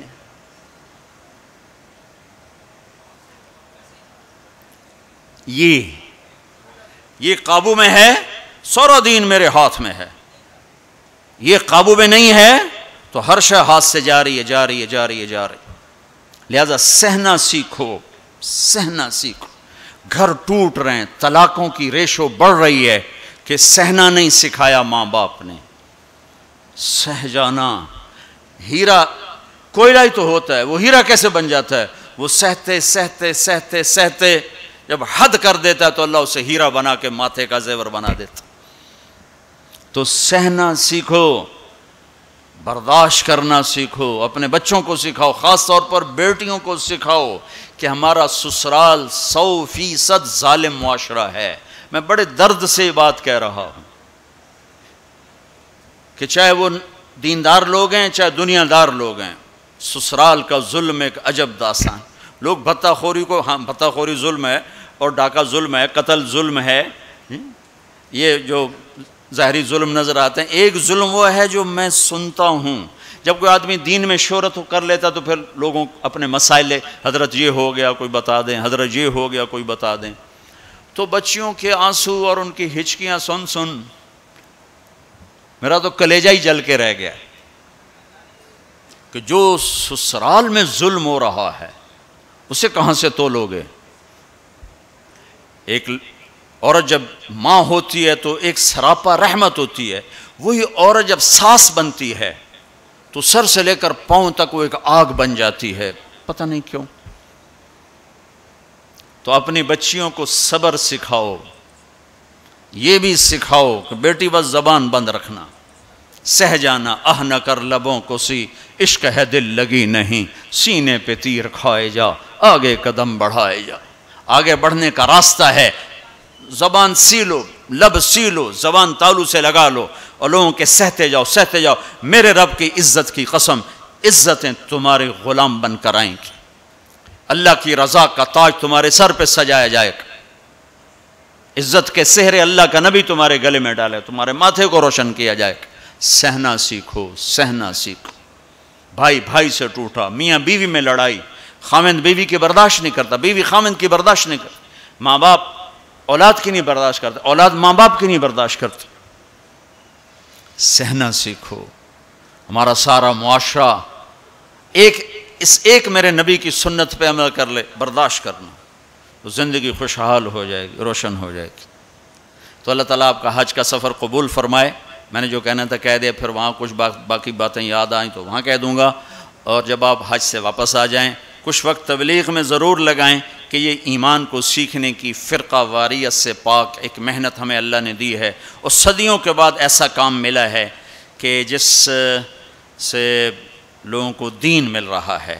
اسپین میں جہاں میرا بیان تھا وہ ایک ہال تھا بہت بڑا، جس میں سارے دنیا سے علماء آتے ہیں یا کوئی سیاسی لوگ آتے ہیں، تو وہ وہاں ان کی تقریریں ہوتی ہیں۔ لہذا وہاں ایک سسٹم ہے کہ جو بھی اسپیکر بیان کرے گا آٹومیٹک اس کا بیان اسپینش میں ٹرانسلیٹ ہو کر پولیس کے پاس چلا جائے گا۔ تو میں نے وہاں بیان کیا، تو رات کو لیٹ نائٹ ایک ساتھی ہے کہ جو چیف پولیس ہے، یعنی ڈی آئی جی سمجھ لو، وہ کہتا ہے کہ میں نے آپ کے اس عالم سے ملنا ہے، میں ان سے ملنا چاہتا ہوں۔ تو میں نے کہا ٹھیک ہے مل لیتے ہیں۔ تو 2 دن کے بعد ہماری ملاقات ہوئی۔ وہ کہنے لگا کہ جو باتیں آپ نے کی ہیں ہم نے کبھی زندگی میں سنی نہیں، ہمارے پاس تو ہر چیز آتی ہے، آپ نے اسلام پیش کیا ہے، آپ نے انسانیت کو پیش کیا ہے۔ یہ ایک غیر مسلم کہہ رہا ہے، غیر مسلم، کہ اگر ہر آنے والا اسکالر ایسے ہی بولے جیسے آپ بولے ہیں تو ساری دنیا میں امن قائم ہو جائے گا۔ میں آپ سے درخواست کرتا ہوں آپ سال میں 2 دفعہ اسپین آیا کریں، 2 دفعہ۔ میں کہا بھائی ذمہ داراں دا بوجھ ویلا ہوندا ہے، ایڈے میرے کول ٹکٹ فالتو کوئی نہیں، یہ تو تمہیں سنا رہا ہوں۔ میں نے کہا اچھا جی میں انشاءاللہ آیا کروں گا، سال میں 2 دفعہ ہے۔ کہ آپ سال میں 2 دفعہ آئیں۔ آپ کی باتوں کی صرف مسلمانوں کو ضرورت نہیں ہے، ہماری قوم کو بھی ضرورت ہے جو باتیں آپ نے کی۔ تو میں نے کیا بیان کیا؟ اخلاق، یہ جو آپ سے بیان کر رہا ہوں۔ عبادات تو وہ سمجھتے نہیں، میں نے نماز کی بات کیوں نہیں کیا خبر، لیکن جب میں اخلاق کو بولا، ماں کے ساتھ کیا کرنا ہے، بیوی کے ساتھ کیا کرنا ہے، باپ کے ساتھ، بہن کے ساتھ، بھائیوں کے ساتھ، بچوں کے ساتھ، پڑوسیوں کے ساتھ، تو وہ ہل کے رہ گئے۔ وہ پونا گھنٹہ میرے پاس بیٹھا ہے۔ تو میں نے ساتھیوں سے کہا کہ چھوٹے چھوٹے گفٹ لانا، ان کو دیں گے۔ جب وہ مجلس ختم ہوئی تو میں نے وہ تھے یہ اپنا خوشبو تھی، تو میں نے کہا ہمارے نبی کی سنت تھی جب کوئی اہم لوگ آتے تھے تو آپ ان کو ہدیہ دیتے تھے، تو میں اپنے نبی کی سنت میں آپ کو یہ گفٹ کرتا ہوں۔ تو تینوں کھڑے ہو گئے، انہوں نے کھڑے ہو کر وہ مجھ سے وصول کیے۔ اور پھر جب وہ گئے تو میرے سامنے نہیں، دوسرے سے کہا کہ ہم اور بھی مسلم اسکالر سے ملے ہیں، ہمیں کسی نے اتنی عزت نہیں دی جتنی آپ کے اس ساتھی نے دی ہے۔ تبلیغ والوں نے ہمیں سکھایا کہ سب کو عزت، نفرتیں سوائے تباہی کے اور کچھ نہیں دیتی۔ تو ایک دوسرے سے محبت کرنا سیکھو، ایک دوسرے سے جڑ کے چلنا سیکھو۔ یہ تبلیغ نے ہمیں ایک پلیٹ فارم دیا ہے، جب اللہ آپ کو موقع دے تبلیغ میں وقت